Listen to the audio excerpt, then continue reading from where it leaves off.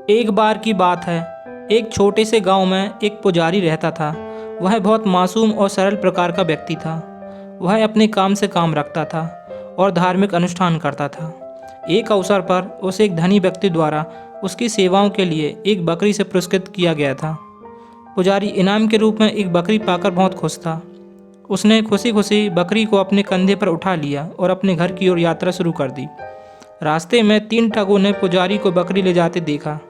वे तीनों आलसी और बदमाश आदमी थे। वे पैसे कमाने के लिए कोई काम करना नहीं चाहते थे, इसलिए वे पुजारी को धोखा देना चाहते थे ताकि उसकी बकरी उससे ले सकें। उन्होंने खुद से कहा, अरे भाई, इस बकरी को बेचकर हमें बहुत सारे पैसे मिलेंगे, चलो किसी तरह इस बकरी को चुरा लें। उन्होंने आपस में इस विषय पर चर्चा की और पुजारी को मूर्ख बनाकर बकरी प्राप्त करने की योजना बनाई। योजना के बारे में फैसला करने के बाद वे एक दूसरे से अलग हो गए और पुजारी के घर वापस जाने के रास्ते में 3 अलग अलग बिंदुओं पर अलग अलग छिपने वाले स्थान ले लिए। जैसे ही पुजारी छिपने के स्थानों में से एक पर पहुंचा, ठगों में से एक बाहर आया और पुजारी से एक चौंकने वाले तरीके से पूछा, श्रीमान, ये आप क्या कर रहे हैं?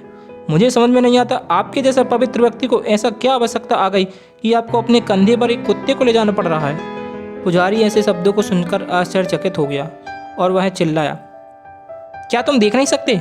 मूर्ख हो क्या? यह कुत्ता नहीं है, यह एक बकरी है। ठग ने जवाब दिया, श्रीमान, मैं आपसे क्षमा चाहता हूँ। मैंने आपको वही बताया जो मैंने देखा। मुझे खेद है कि आपको मेरी बात पर विश्वास नहीं है। पुजारी आदमी से नाराज था और इसलिए वह अपनी यात्रा पर जारी रहा। दूसरे ठिकाने से गुजरते हुए दूसरा ठग निकला और पुजारी से पूछा, साहब, आप अपने कंधों पर एक मृत बछड़ा क्यों ले जा रहे हैं? आप एक बुद्धिमान व्यक्ति लगते हैं। इस तरह का कृत्य आपकी ओर से शुद्ध मूर्खता है। पुजारी फिर चिल्लाया, क्या तुम एक जीवित बकरी को एक मरे हुए बछड़े के रूप में देखने की गलती कैसे कर सकते हो?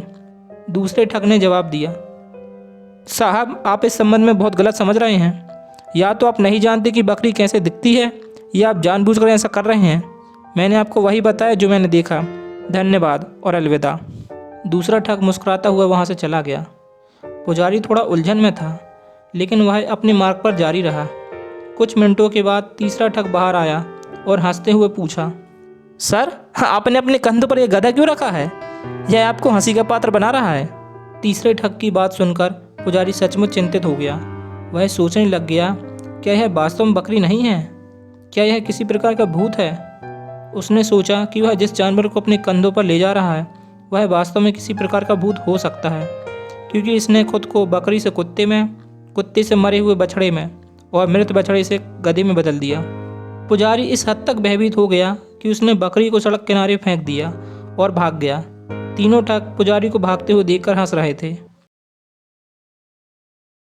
तो दोस्तों, इस कहानी से हमें यह सीख मिलती है कि उन लोगों से मूर्ख ना बने जो आपसे दूर होने वाली चीज़ों को लेना चाहते हैं। यह संपत्ति हो सकती है। हो सकता है लोग आप पर हंसें, वे आपके पास मौजूद चीज़ों पर हंस सकते हैं। हो सकता है वे आपके कपड़े पहनने के तरीके पर हंसें, या वे आपके बात करने के तरीके पर हंसें, या हो सकता है वे सिर्फ आपसे ईर्ष्या करते हों। उन्हें अपने दिमाग से निकाल दीजिए। अपने आप को मजबूत बनाइए, अपनी ऊर्जा की रक्षा कीजिए और उन 3 ठगों द्वारा मूर्ख ना बने जो अपने लिए काम करने में बहुत आलसी हैं। तो दोस्तों, अगर आपको हमारी वीडियो अच्छी लगी हो तो वीडियो को लाइक कीजिए, चैनल को सब्सक्राइब कीजिए। हम मिलते हैं नेक्स्ट वीडियो में।